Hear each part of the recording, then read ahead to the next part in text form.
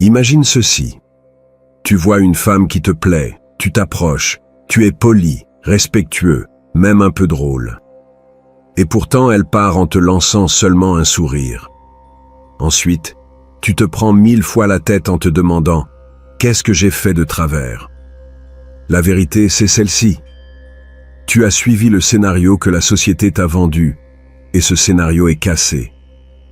Machiavel appellerait ça une faiblesse. Les maîtres de la conversation jouent un autre jeu, un jeu que tu vas enfin comprendre aujourd'hui. Alors, like cette vidéo si c'est le genre de contenu que tu apprécies. Et si vous êtes prêt à aller plus loin, je vous ai laissé un guide ultime que vous trouverez dans les commentaires de cette vidéo. Passons maintenant à ce qui compte vraiment. Voici le cœur du problème, le nœud aveugle que personne ne t'explique. On nous a vendu une fausse carte, et on espère atteindre un trésor qui n'existe pas dans cette direction. On t'a dit que pour gagner au jeu de l'attraction, il fallait être gentil, complaisant et surtout prévisible. Et toi, comme un bon soldat, tu as suivi les ordres à la lettre, pour seulement découvrir que sur ce champ de bataille, l'obéissance est le chemin le plus rapide vers la défaite. La frustration que tu ressens n'est pas ta faute. C'est le résultat d'une instruction défectueuse. Le plus grand mensonge, le plus destructeur qu'on nous ait raconté, c'est cette petite phrase qui sonne bien en théorie, mais qui est un poison pur en pratique. Sois toi-même. Respire un bon coup et réfléchis froidement, comme un stratège, pas comme un romantique de film. Le toi-même d'aujourd'hui est celui qui obtient les résultats que tu as maintenant. Si ces résultats étaient ceux que tu cherches, tu ne serais pas là à m'écouter. Vouloir un résultat différent en restant exactement le même, ce n'est pas de l'authenticité, c'est une contradiction. C'est comme vouloir construire un immeuble plus haut sans changer les fondations. Impossible. Et non, je ne te dis pas de devenir un acteur ou un imposteur. C'est la facilité prise par ceux qui ne comprennent pas le jeu en profondeur. L'homme qui fait semblant d'être quelqu'un d'autre se voit à des kilomètres. Son insécurité crie plus fort que ses mots. Je parle de quelque chose de bien plus puissant. Comprendre qu'en toi, il n'y a pas une seule version de toi-même, mais plusieurs.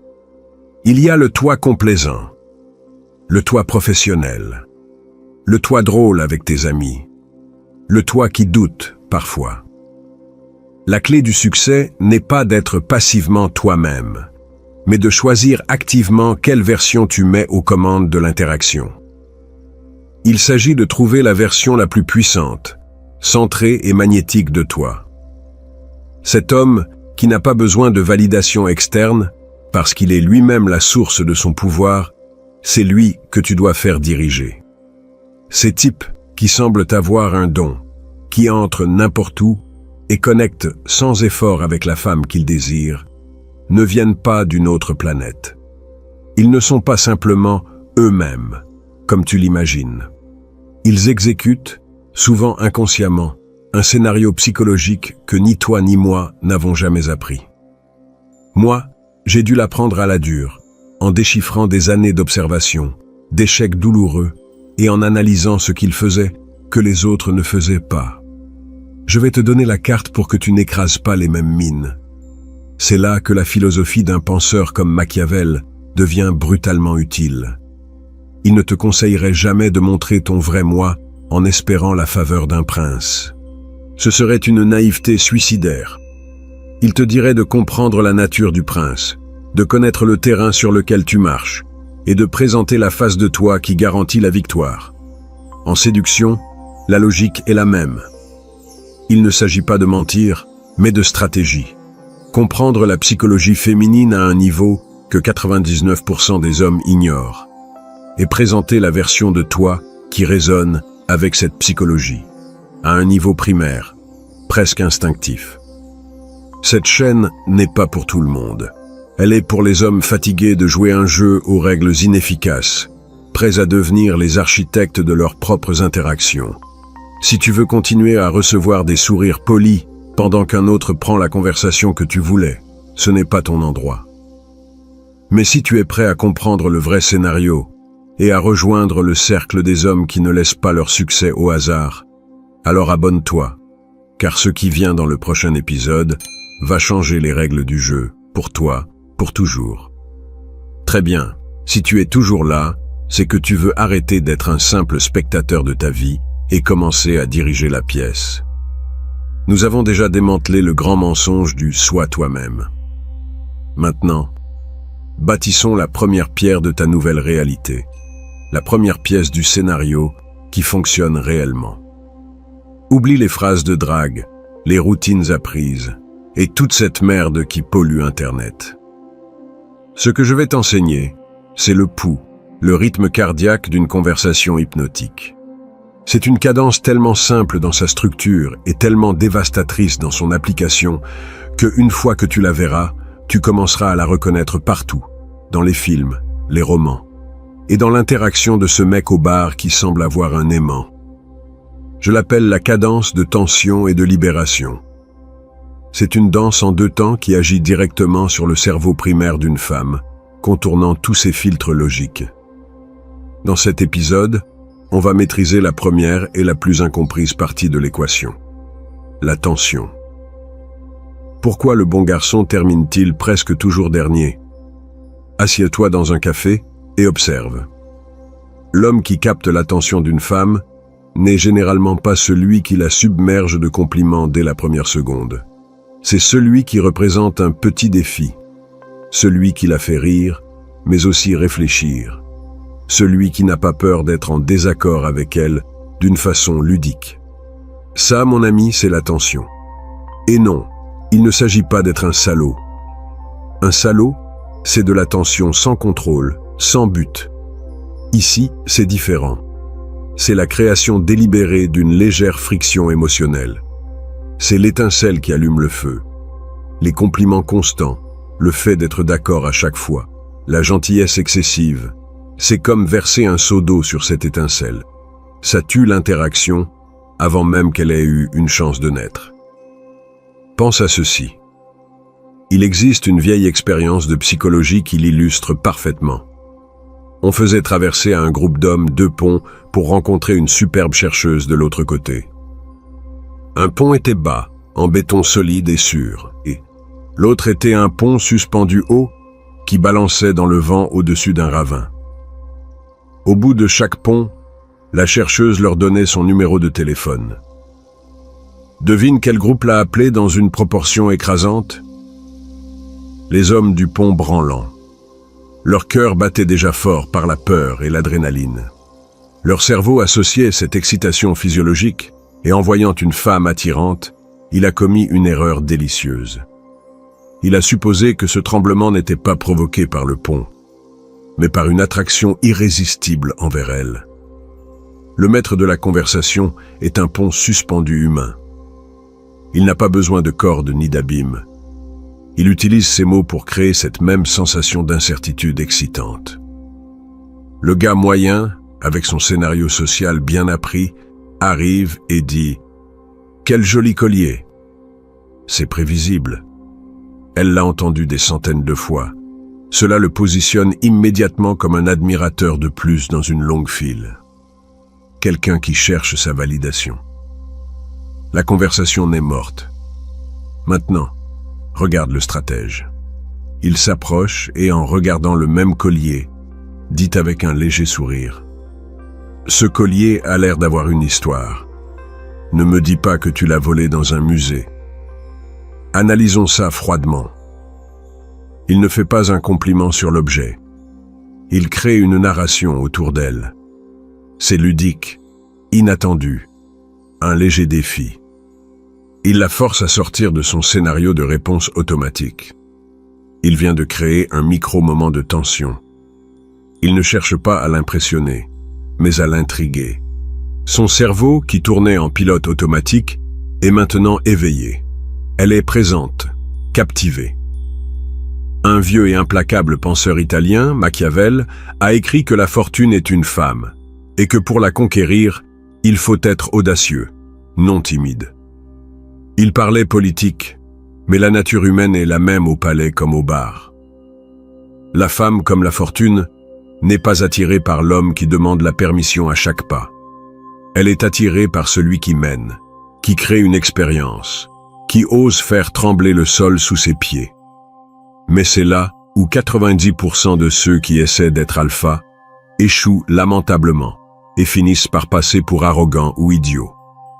Ils créent cette tension et la laissent flotter dans l'air, rendant tout gênant. Parce que créer la tempête, c'est facile. Ce qui fait de toi un maître, c'est de savoir comment ramener le calme après et guider cette émotion que tu viens de provoquer. C'est précisément ce que nous allons dévoiler dans le prochain épisode. Créer la tempête, comme je l'ai dit, c'est la partie facile. Faire trembler le sol sous ses pieds est un truc que n'importe qui, avec un peu d'audace, peut apprendre. Mais là est le cimetière des hommes qui se sont arrêtés en route. Ceux qui ont lu 2 ou 3 idées, puis sont sortis, créer de la tension sans comprendre le but final. Ils sont devenus ces types arrogants, ces méchants de bande dessinée, qui créent un moment d'intérêt, mais laissent derrière eux seulement gêne et mauvais souvenirs. Ils ont créé la tension et l'ont abandonnée, orpheline, sans direction. Ils n'ont pas compris que le défi n'est qu'une question. La vraie magie, le vrai pouvoir, réside dans la réponse que tu donnes à cette question. Et cette réponse, mon ami, c'est la libération. La libération est la clé de voûte de tout le système. C'est le terrain ferme après le pont branlant. C'est le soleil qui revient après une tempête brève et intense. C'est le moment de chaleur, le sourire sincère, le rire partagé qui suit immédiatement le défi. La libération communique à son cerveau, à un niveau subconscient et incontrôlable, que cette montagne russe émotionnelle où tu viens de la faire monter n'est pas seulement excitante, mais aussi sécurisée. C'est l'encre. C'est le moment de vérité où elle classe l'agitation et l'adrénaline que tu as créées, non comme arrogance ou menace, mais comme attraction. Sans libération, la tension n'est que stress. Avec la libération, la tension devient pure séduction. Revenons à notre mouvement avec le collier pour voir la danse complète. Toi, ce collier a l'air d'avoir une histoire. Ne me dis pas que tu l'as volé dans un musée. Voici la tension. Le pont branle. Tu as cassé le schéma. Elle sourit, elle entre dans le jeu. Elle te renvoie la balle. Elle accepte le défi. Et maintenant la libération, le moment qui change tout. Toi, tu te penches légèrement vers elle, baisses un peu le volume de ta voix et lui offres un sourire sincère et complice. Bien, un peu de mystère, c'est toujours bienvenu. Et voilà, la libération. Tu viens d'atterrir l'avion. Analyse froide, comme un chirurgien, ce qui vient de se passer. Avec la première phrase, tu as créé un petit pic d'émotion. Avec la seconde, non seulement tu as résolu cette tension, mais tu l'as validée, elle, créant un moment de connexion intime. Tu as créé un petit nous, un secret partagé dans une bulle à deux. Tu ne lui as pas fait un compliment vide. Tu lui as offert une expérience émotionnelle complète, avec montée et descente. En ces 10 secondes, tu es passé d'un inconnu de plus dans la pièce à l'homme le plus intéressant et juste qu'elle ait rencontré depuis longtemps. C'est le rythme, la cadence, tension, libération, poussée, attraction, défi, connexion. C'est une danse, et l'homme qui maîtrise les 2 pas est celui qui mène toujours. Machiavel, dans son analyse du pouvoir, comprenait qu'un leader ne peut pas être une chose unique. Il ne peut pas être toujours le lion craint, ni toujours le renard rusé. Il doit savoir quand montrer les dents et quand offrir la main. Dans cette danse sociale, la logique est identique. L'homme qui n'offre que la main, le gentil garçon, est vu comme faible. Celui qui ne montre que les dents, le salaud, est vu comme un barbare. Le stratège, le véritable maître, est les 2. Il sait que l'attraction a besoin de défis et que la connexion a besoin de chaleur. Tu as appris quoi? La cadence de tension et de libération. C'est le moteur. Mais un moteur, aussi puissant soit-il, est inutile s'il n'est pas monté sur un châssis solide, et contrôlé par un pilote qui sait où il va. Comprendre la technique, c'est comme posséder la carte d'un trésor sans savoir la déchiffrer.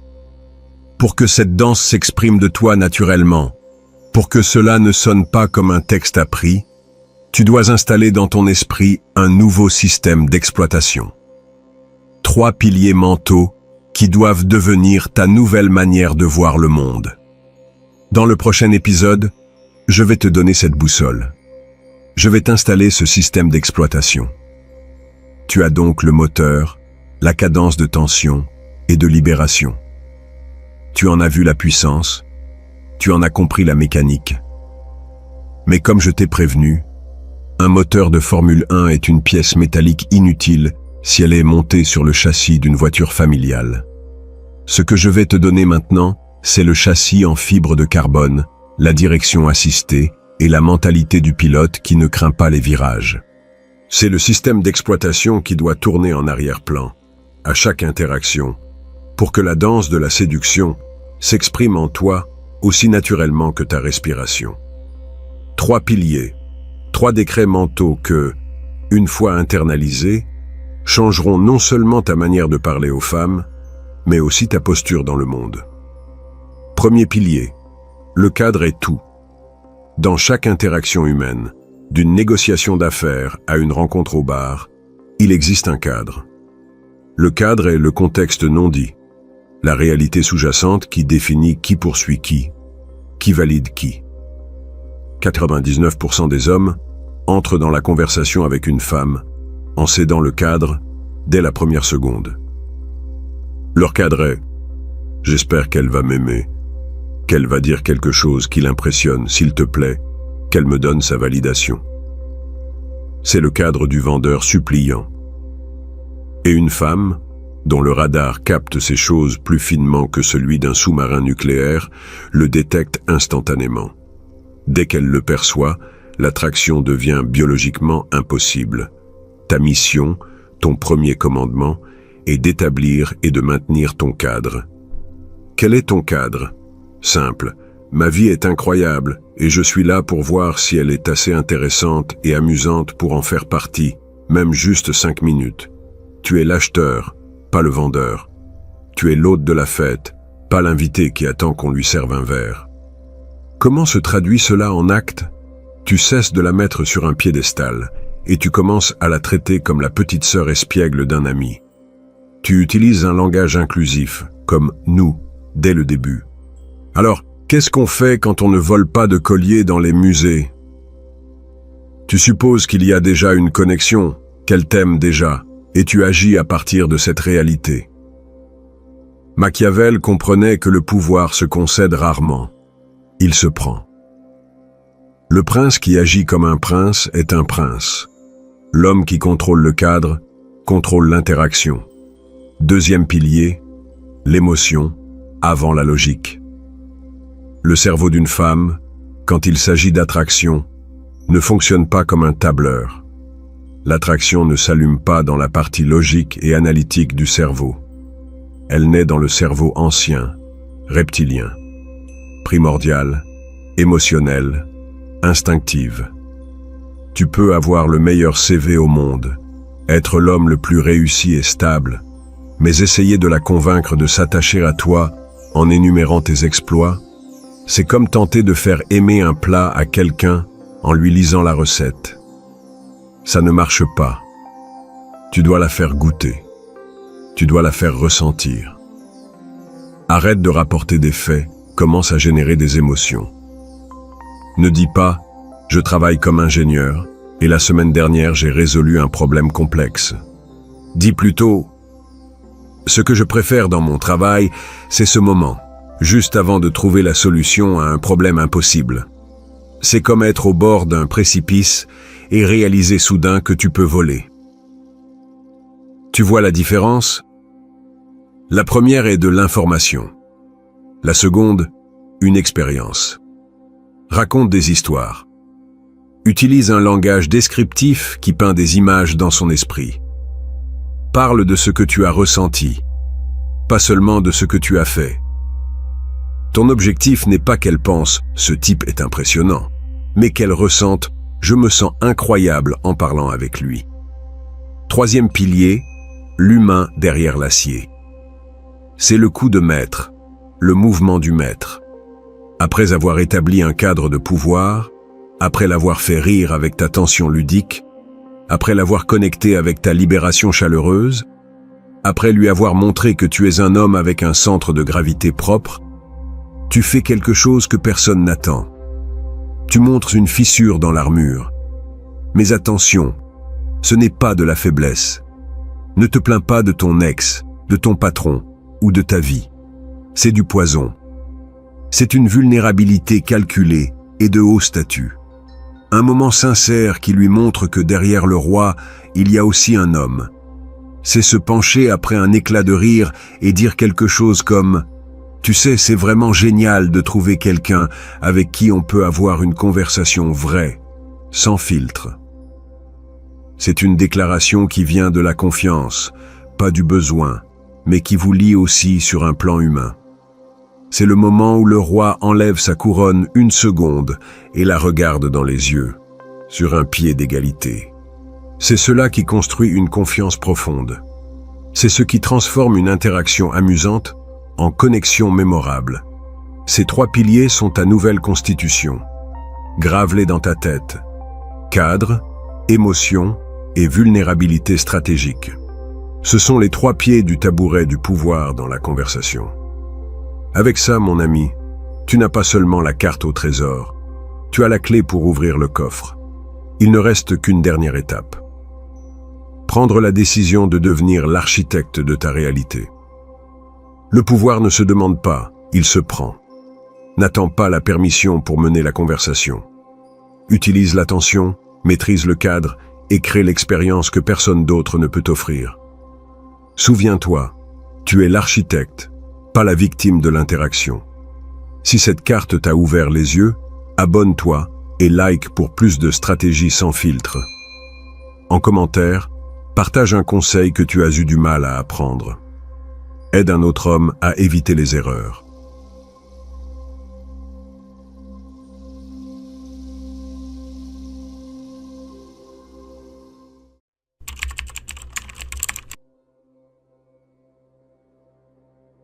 Fais en sorte que toute femme te désire, même si au départ, elle ne montre aucun intérêt. Tu vas sûrement me demander « Comment ?» Je te réponds, en créant une présence émotionnelle si puissante que, même en ton absence, elle en ressentira le manque. Tu as certainement déjà entendu dire que si une femme ne te prête pas attention, tu dois t'éloigner, abandonner ou alors redoubler d'efforts pour lui prouver ta valeur. C'est entièrement faux. Dans cette vidéo, tu vas pénétrer au plus profond de la psychologie féminine et te positionner subtilement de manière à ce qu'une femme, qui au départ ne s'intéressait pas à toi, se retrouve captivée par toi quand tu n'es pas là. Alors, like cette vidéo si ce type de contenu te plaît et passons à l'essentiel. Mon frère, allons droit au but, car la vie est trop courte pour perdre du temps à croire à de belles mensonges. Ce que je vais te dire maintenant peut sembler brutal, mais c'est la vérité la plus pure. La majorité des hommes échouent avec les femmes parce qu'ils font exactement ce qu'on leur a appris à faire, ce qui apparaît comme juste. Ça te parle, non? Tu rencontres une femme qui te plaît, tu commences à lui écrire tous les jours, tu lui demandes comment elle va, tu lui souhaites bonjour et bonne nuit, tu l'invites à sortir 1000 fois, et elle s'éloigne simplement, te laisse en vue, répond sèchement, et toi tu te dis que tu dois faire plus d'efforts, être plus attentionné, lui montrer que tu es différent. C'est là que tu te trompes totalement, mon pote. Mais ce n'est pas ta faute. On nous a élevés dans l'idée romantique qu'en étant persévérant, en étant suffisamment bien, on gagnerait la femme. Mais cette mentalité est exactement ce qui te fait couler. Regarde, les femmes fonctionnent avec une psychologie que peu d'hommes comprennent vraiment. Elles ne valorisent pas ce qu'elles ont garanti. C'est une psychologie humaine basique. Personne n'apprécie ce qui est toujours disponible. Quand tu lui écris tous les jours, que tu es toujours là pour elle, que tu annules tes plans au cas où elle te contacte, tu dévalorises complètement ton attention. C'est comme un restaurant où il y a toujours des tables libres. Que penserais-tu de ce restaurant? Que ce n'est sûrement pas si bon, n'est-ce pas? Mais si c'est un endroit où il faut faire la queue pour entrer, tu assumes tout de suite que c'est extraordinaire. Les femmes pensent de la même façon à propos des hommes. Ici entre en jeu quelque chose que Machiavel comprenait parfaitement à propos du pouvoir. Il vaut mieux être craint que aimé, mais l'idéal est d'être respecté. Et le respect, on ne l'obtient pas en quémandant. On l'obtient en étant rare, précieux, et en sachant quand se retirer. Quand tu poursuis une femme, tu lui dis implicitement « Tu vaux plus que moi, ton temps est plus important que le mien, ton attention a plus de valeur que la mienne. » Crois-moi, elle le ressent. Les femmes ont un radar naturel pour détecter le désespoir masculin, et rien ne les éloigne plus vite qu'un homme qui ne se respecte pas lui-même. La vérité, c'est que les femmes sont attirées par des hommes qui représentent un défi, qui ont leur propre vie, leurs objectifs, et qui n'ont pas besoin de leur validation pour se sentir complet. Un homme capable de vivre parfaitement sans elle, mais qui choisit d'être avec elle parce qu'il la trouve vraiment intéressante, pas parce qu'il est désespéré pour n'importe quelle attention féminine. Tu sais ce qui se passe quand tu arrêtes de courir après elle, quand tu ne lui écris plus tous les jours, quand tu ne réponds pas immédiatement, quand tu montres que tu as une vie au-delà d'elle. Son esprit commence à se demander « Que fait-il ? Pourquoi ne m'a-t-il pas écrite aujourd'hui ? A-t-il rencontré quelqu'un d'autre ?» Et c'est à ce moment précis que tu occupes de la place dans sa tête, parce que la curiosité est plus puissante que la certitude, et le mystère plus attirant qu'une disponibilité totale. Mais avant d'aller plus loin, je te demande une chose. Si ce contenu te parle, si tu sens enfin que quelqu'un te dit la vérité sans détour, abonne-toi à la chaîne. Pas pour les chiffres, mais parce que ce n'est que le début. J'ai bien plus à t'apprendre sur le fonctionnement réel de l'esprit féminin, et je veux que tu sois là pour découvrir les techniques les plus avancées. Car ce que tu viens d'apprendre n'est que la surface d'un sujet bien plus profond. Maintenant que tu comprends pourquoi courir après une femme tue toute attraction, parlons de l'arme la plus puissante que tu possèdes et que tu n'as probablement jamais su utiliser correctement, le silence. Mais pas n'importe quel silence, mon frère. Je parle d'un silence stratégique, calculé, qui agira dans son esprit d'une manière qu'elle ne comprendra même pas elle-même. La plupart des hommes pensent que parler plus, tout expliquer, écrire davantage, crée plus de connexions. C'est l'erreur la plus grave que tu puisses faire.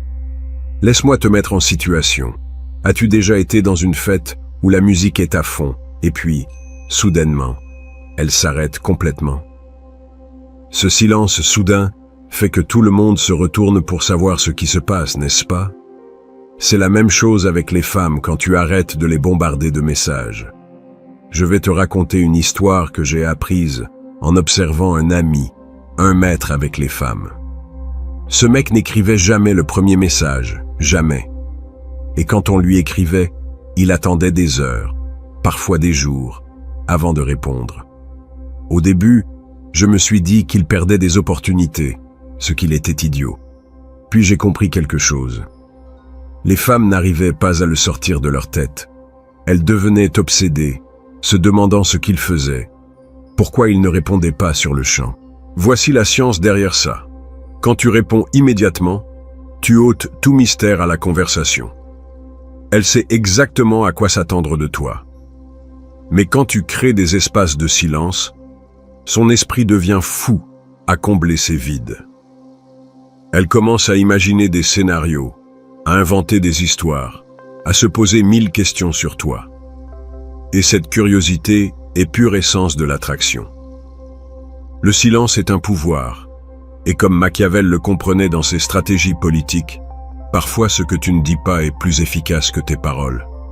Il savait que l'incertitude génère plus de respect que la totale transparence. Dans le jeu de la séduction, c'est exactement la même chose. Mais attention, ce silence doit être authentique, pas un jeu immature.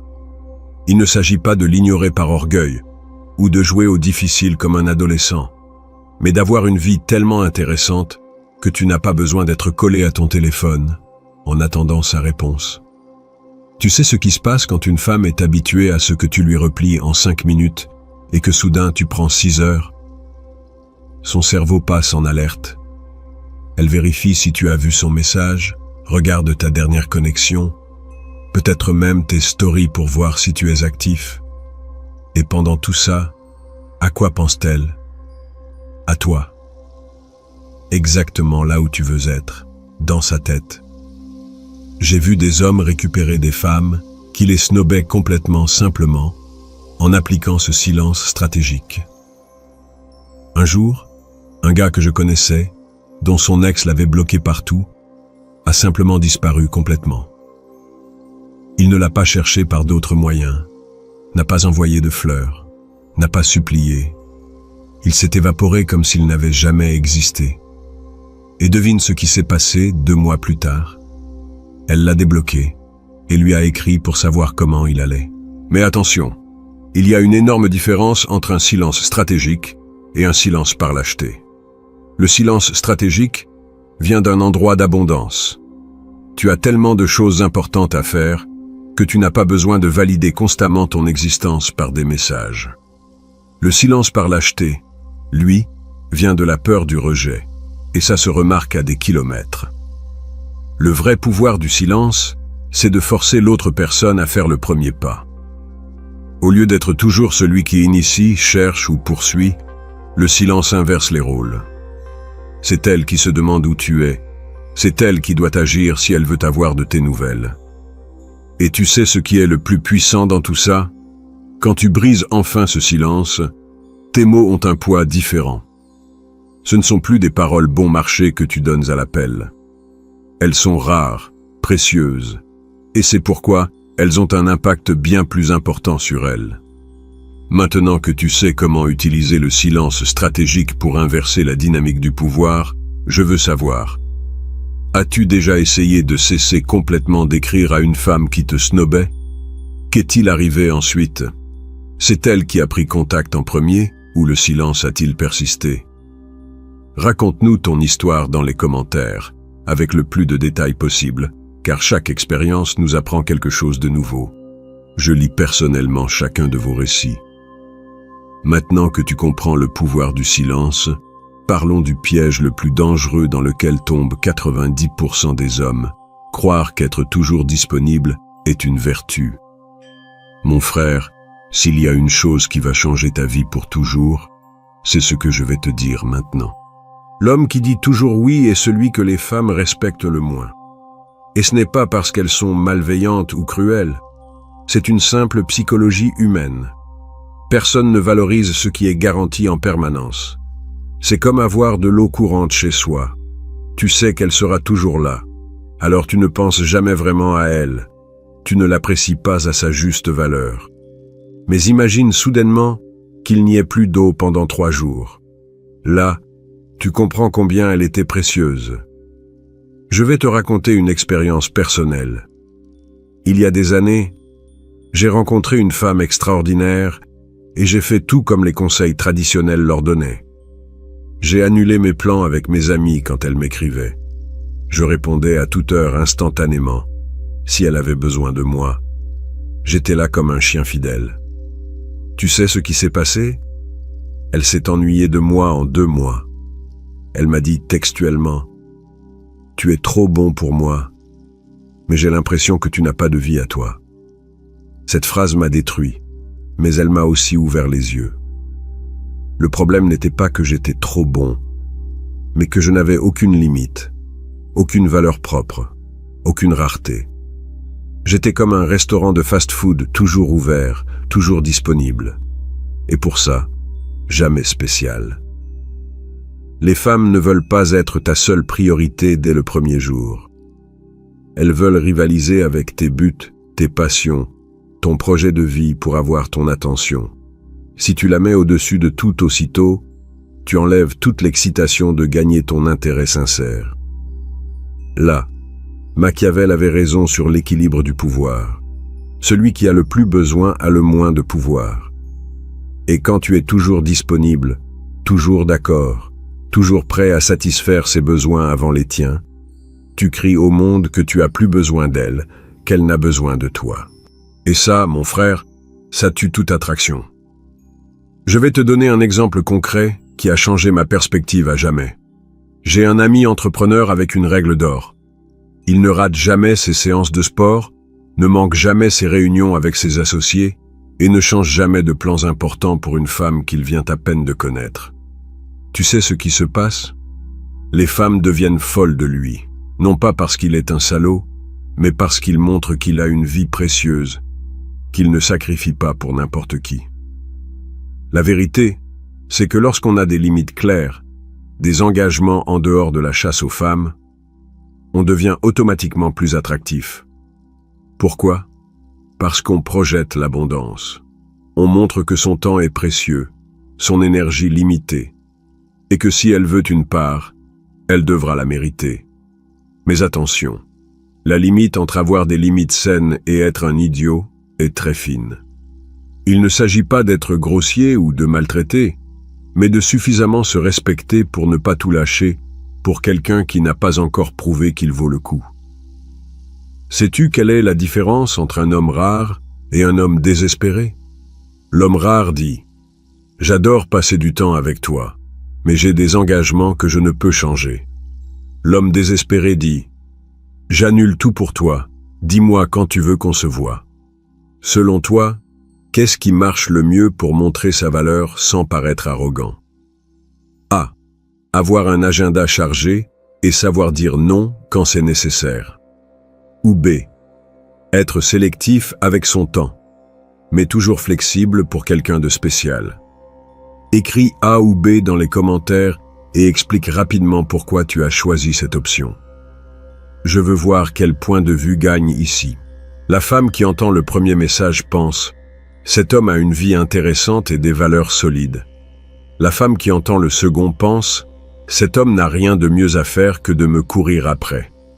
Et voici une chose que très peu d'hommes comprennent. Les femmes testent constamment tes limites. Elles ne le font pas par méchanceté, mais par instinct. Elles veulent savoir si tu es un homme avec des principes ou si elles peuvent te manipuler facilement.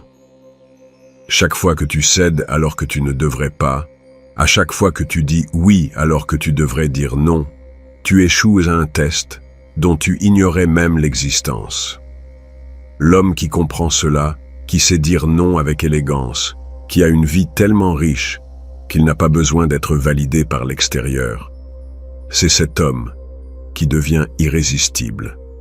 Pas parce qu'il joue à des jeux, mais parce qu'il est rare, précieux, et qu'il ne se donne pas à n'importe qui. Nous arrivons maintenant à la partie qui distingue les hommes moyens de ceux qui comprennent vraiment le jeu. Tout ce qu'on a dit jusqu'ici, ne pas courir, utiliser le silence, avoir des limites, ce sont les fondations. Mais ce que je vais t'apprendre maintenant est le coup maître qui va la faire penser à toi pendant des mois. La retraite stratégique. C'est le mouvement le plus puissant au jeu d'échecs de la séduction. Avant de t'expliquer comment ça marche, laisse-moi te raconter quelque chose qui a complètement changé ma vision des relations. Il y a quelques années, j'ai rencontré un gars qui travaillait dans la vente et ce mec avait une technique incroyable. Quand il s'apprêtait à conclure une affaire importante, juste au moment où le client était le plus intéressé, il faisait marche arrière. Il disait quelque chose comme « Tu sais quoi? Laisse-moi réfléchir. Je ne suis pas sûr que ce produit soit fait pour toi. » Et devine ce qu'il se passait? Le client se mettait aussitôt à le poursuivre pour le convaincre que oui, il avait besoin du produit. Cette même psychologie s'applique aux femmes, mais tu dois être malin dans sa mise en œuvre. Regarde, les femmes sont habituées à ce que les hommes les poursuivent sans relâche. Elles attendent que tu les supplies, que tu insistes, que tu fasses tout le boulot émotionnel. Mais quand tu fais exactement l'inverse, au moment où elles commencent à ressentir quelque chose pour toi, tu te retires stratégiquement. Son monde bascule complètement. Je ne parle pas de disparaître comme un lâche ou de jouer au fantôme, mais de quelque chose de beaucoup plus sophistiqué. C'est ce que Machiavel comprenait sur le timing en politique. Savoir quand avancer et quand reculer fait toute la différence entre le succès et l'échec. Je te donne un exemple concret. Disons que tu sors avec une femme depuis quelques semaines. Ça se passe bien. Elle commence à s'ouvrir à toi. Peut-être même sent-elle naître quelque chose de réel. À ce moment précis, au lieu d'accélérer ou de mettre la pression, tu lui dis « Tu sais quoi ? Je pense qu'on a besoin d'un peu d'espace pour réfléchir tranquillement. Je ne vais pas te chercher pendant quelques jours. » Sa réaction immédiate sera la confusion. Elle pensera « Que vient-il de se passer ? Pourquoi s'éloigne-t-il alors que tout allait bien ?» Et cette confusion deviendra obsession. Parce que voici une vérité que personne ne te dit. Les femmes valorisent davantage ce qu'elles croient perdre que ce qu'elles tiennent pour acquis. C'est la nature humaine, la nôtre aussi. Nous voulons toujours ce que nous ne pouvons pas avoir. Mais prudence, cette technique doit venir d'un endroit authentique.